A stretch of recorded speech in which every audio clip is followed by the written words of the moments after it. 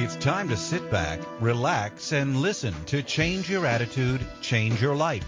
Change Your Attitude, Change Your Life will inspire, motivate, and empower you. Live your best life now. Listen, learn, think, and decide. Change your attitude, change your life.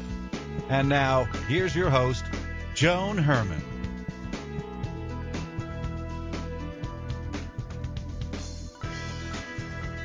Welcome to Change Your Attitude, Change Your Life. I'm Joan Herman. Thanks for tuning in. Change Your Attitude, Change Your Life brings you interviews with some of the most inspirational and influential people in the world. It's our goal to educate and empower you so you can live your best life now. Thank you for taking time for yourself, and thank you for letting us be a part of your life. We have another great show for you today. At age 21, today's guest, Janelle Hanchett, got pregnant. After giving birth, the pressure of being a good mom, alongside a feeling of being trapped and unfulfilled, became too much, and she turned to alcohol and drugs for relief and meaning. For 10 years, Janelle grappled with the progression of addiction, bouncing from rehab to rock bottom to therapy in her quest for sobriety. She joins us today to share her story of a recovery she never imagined possible. Janelle is the author of the book, I'm Just Happy to Be Here, a Memoir of Renegade Mothering. Welcome, Janelle. Thanks for joining us. Hi, thank you. So, Janelle, when you were 21 years old, you got pregnant and you had only known the father for about 3 months. Tell us about your relationship and what was your life like at that time? Well, I was a senior in college, and I had just gotten back from studying abroad for a year in Spain, and I live here in Northern California, and that's where I went to college as well. And I met a man named Mac, and we were drinking and partying a lot, and I found myself pregnant, and we liked each other a lot, but he was 19 and I was 21, and so that's how that happened. And I decided to, take on that responsibility and face that, and we just went forward with it. So we were friends, and we liked each other a lot, but we didn't really know each other, let's be honest. Did you get married, or did you raise the child on your own? We did get married. We got married after our child was born, about a month later. Yeah, so she was born in November 2001, and we got married in December. Being a mom under the best of circumstances is a challenge. So this must have been extremely difficult for you. When did you begin to self-medicate? Well, I had always been a little overzealous, I suppose we could say, in the drinking department, but it was a little more, I suppose, acceptable, if such a thing really exists. When you're young and in college and whatever, kind of everyone is doing it type thing. Right. And so I think, but my drinking shifted from something I was doing kind of for fun on the weekends to more of, as you say, a self-medication of grappling with, after she was born, grappling with the identity crisis and the shift suddenly from, an independent person to a young person with a baby. It was kind of a baby with a baby type situation. And we were living with his parents, and I kind of felt all my dreams or ideas that I had as a person and individual kind of dissipate rather rapidly, And when did you realize that this was a problem for you? When she was about a year old was when we moved out of his parents' house. I stayed home with her for a year. I went through postpartum depression with her. I got treated, and I kind of came out of the funk. And I got a little job at a law firm as a receptionist, and we got a little house together. And that was when I started realizing I had a problem, because I no longer had circumstances so much to blame. I kind of said, I'm fine because, I'm living in this house with his family and I hate it, or I had all these sort of excuses, and then those were gone, and it was time to just be a regular mom, and I would try not to drink each day, and then each day I would find myself drinking. And that was when I really started examining, wondering what was wrong with me. My father was an alcoholic. He's sober now, but he was gone most of my childhood from alcoholism. So I knew about the disease, and I knew that I was playing with fire, but that was the first time it occurred to me. That was the first time I made a sort of concentrated effort to stop drinking, and I found myself unable to do so. Now, you went into, you attempted recovery multiple times, and what would happen each time? You would go in and then you would seek treatment, you'd come out. How would you relapse? How long would that be in between? Well, I would have some sort of disaster, and I went down rather quickly. I think I started, I also started using drugs, and I would start drinking, and then I would get drugs, and so I would go into rehab completely ready to get sober and completely devoted, and I would participate in all the groups and do all the work, and I would come out, and I would be very committed to recovery, but over time, I mean, whether it was a week, I think one time it was only a week, other times it was 6 months, I think I made it one time, maybe a month. I just had this internal unrest that would drive me to the drink, and what would go on in my mind was I would say to myself, it's okay this time, you're going to drink differently. You really learned your lesson this time, Janelle. And I now understand that that's the mental disease, the mental component of the disease of alcoholism, that your mind lies to you and tells you that it's going to be different this time.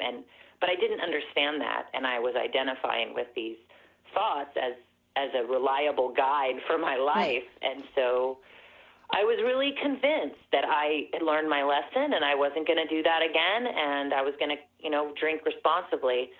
And I would take that drink and find myself back in the same cycle really quickly, which is a baffling experience for an alcoholic. I mean, for anyone, but right. Yeah. Well, Janelle, what changed the final time? What did you learn that enabled you to get clean and stay clean? Well, it was a few factors. My mother took my children in 2007. I had 2 children at that point, a 14-month-old son and a 5-year-old daughter, and I was separated from them for about 2 years. And during those 2 years, I was in and out of rehab. I went to an outpatient mental institution. I lost my job, lost my home, and I really sort of tanked.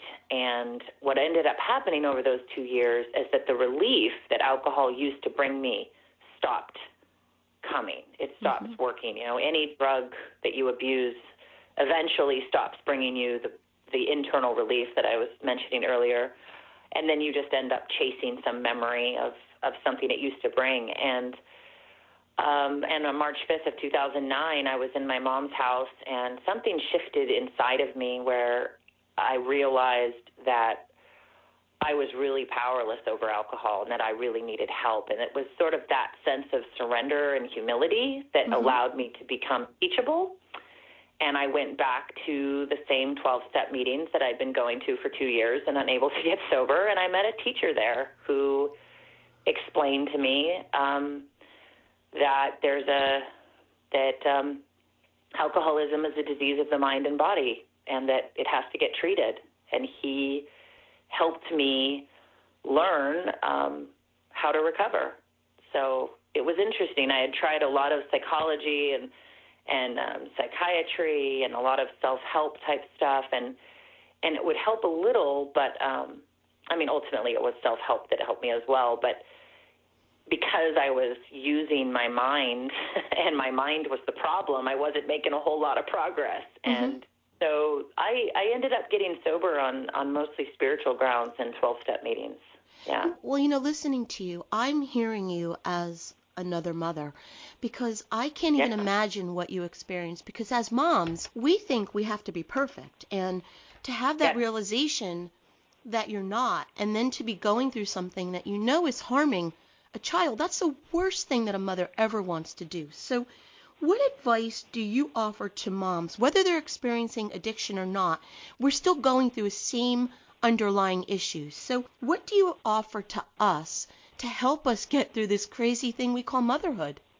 Well, I think I would say, first of all, that you aren't alone. I mean, I think that there's this story about this sanctimony of motherhood that as soon as we become mothers, we are suddenly transformed into these really pristine versions of ourselves, which, is a really nice thought. But I think all of us have something that we hold on to, a character flaw or a habit. And I think, we lie down at night and I think we wonder, am I the only one? Am I the only one who yells this much? Am I the only one who is kind of bored by motherhood or feeling pretty erased? And I would say that you're not, and that I think that we can pull through and be amazing parents for our children without that pristine polish and the pretending. I've found a lot of freedom and honesty with my family and making amends and repairing the damage. And I think that we all, if we get to the place where we can really try to find some peace in that imperfection, I think things really come alive for us and we can let go of some of that guilt and shame, because it really is just a story that we become better versions of ourselves, the day we have children. We don't necessarily always do that. Yeah. But yeah, I had to really learn how to deal with a lot of shame and a lot of guilt. Yeah. The book is I'm Just Happy to Be Here, a memoir of renegade mothering. If you'd like to get more information about Janelle and her work, you can visit renegademothering.com. Janelle, in our final moments, what's the takeaway? What would you like to leave our listeners with? Oh, let's see. I think I would just like to say that, we're doing a great job. Ultimately, most of us are doing the best we can. I mean, we're doing the best we can with what we have at the time. And I think I want to say that that's enough. Yeah. That's enough. I totally agree. Janelle, thank you so much for sharing your journey. Your courage and your honesty will definitely inspire someone to take the step forward to lasting change. So thank you for being brave. Thank you for being here. And thank you for sharing with us. Thank you so much for having me. This is Change Your Attitude, Change Your Life. Stay with us. We'll be right back.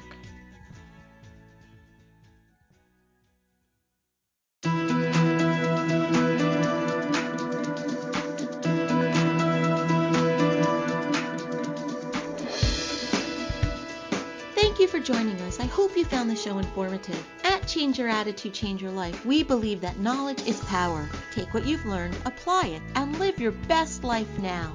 Remember that the information provided are the opinions of our guests and should never replace the advice of a professional who knows your personal situation. If you'd like more information, visit our website, CYACYL.com. While on the site, listen to past shows on demand, read our digital magazine, take part in the book club, check out our team, and be sure to follow the show on social media. Until next time, this is Joan Herman. Thanks for tuning in.